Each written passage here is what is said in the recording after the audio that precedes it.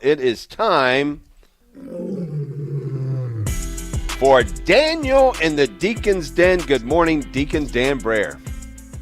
Good morning, Dave. Good morning, Sean. How are you this morning? Doing real well. How about you? Doing just great. Thank you. Thank you. It's a beautiful sunny morning.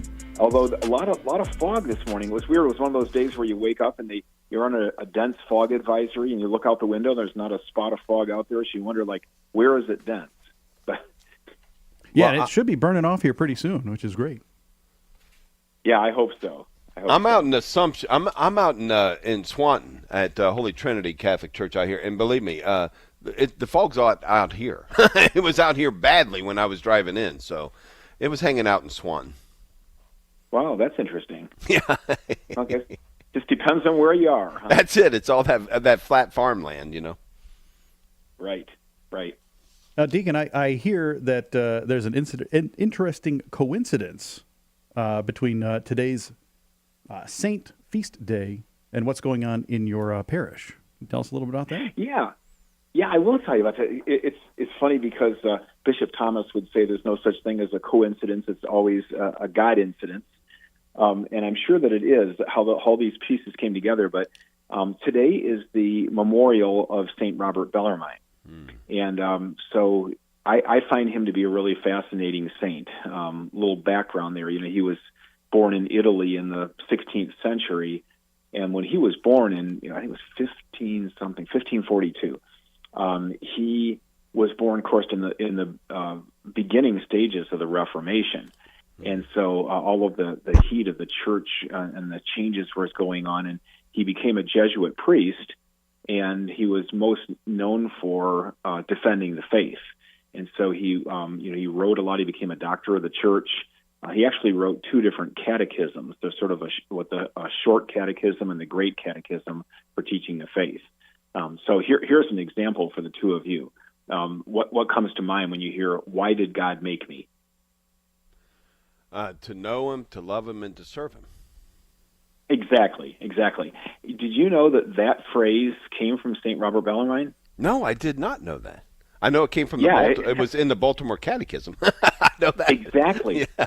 Exactly. So he coined that response to that question in his catechism, which was over 300 years before the Baltimore Catechism came out. So he's kind of was the author that sort of came up with that phrase. So I think there's a lot of things like that he did that just sort of are embedded that we don't even realize are out there. And so he is the patron saint of catechists and of catechumens. And so the irony here and the coincidence, I think, is that we celebrate that day, but it's also the first day of the OCIA process at our parish at St. Thomas More. So a lot of parishes are getting started with the Order of Christian Initiation of Adults. Some start as early as August. Some don't start until October. But usually for us, it's about 2 or 3 weeks into the semester because we're working with students, bringing them into the faith. And so we begin that process tonight. I've been directing it at St. Thomas since I started there 8 years ago. This is my 9th year. And last year we brought 19 new Catholics into the church. Tonight we start the process with 17 who have signed up so far. And so the numbers continue to grow, which has really just been beautiful. It's kind of following a trend. I've been reading about online about how particularly university parishes and that age group is joining the church in much higher numbers today than they were 10 years ago. We've certainly seen that in our church. So what's kind of exciting about it, among other things, is we have the new ritual book. So, this used to be the RCIA, and it's now OCIA, which is a subtle difference in title, but a big difference in terms of the ritual, because the new book came out last year, so it has new and revised prayers. And the process is very similar, although there certainly are some subtle differences. But I always remind my team and the individuals who are going through the process that OCIA is not a class. It's a process, and so there are academic components. We're going to learn about the church. We're going to talk about what she teaches and what we believe. But the most important part of it is that it's a formation process that brings these participants closer to Christ. and can show them how the Catholic Church can help them in that journey.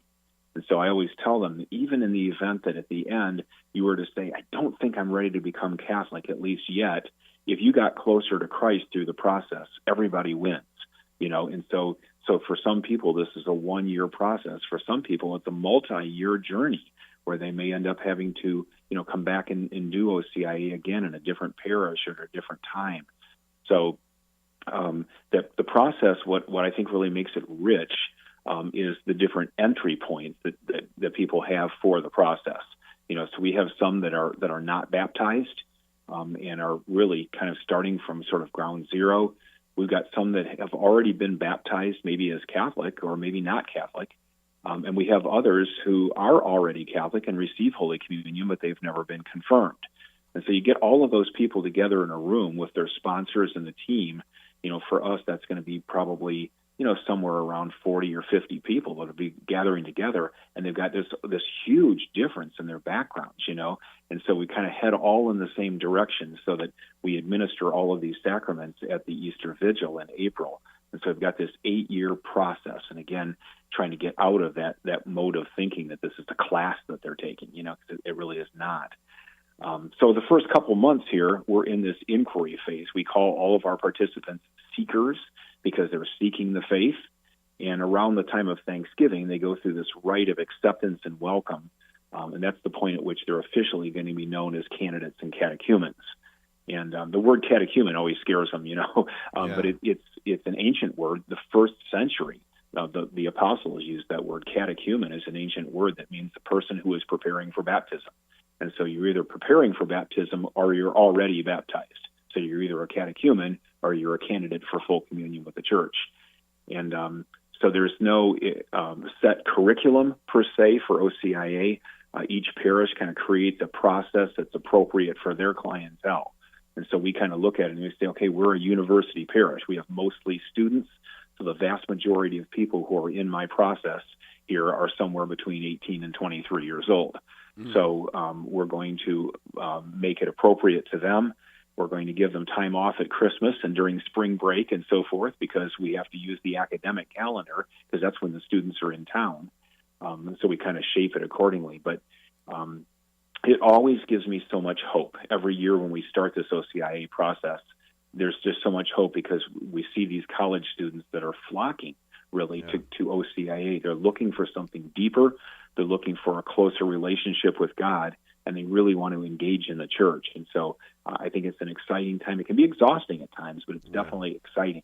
And so by the time we get to the Easter Vigil in the spring, I actually was looking this up a little bit, that since I've been at St. Tom's, we will have brought close to 150 students into the faith.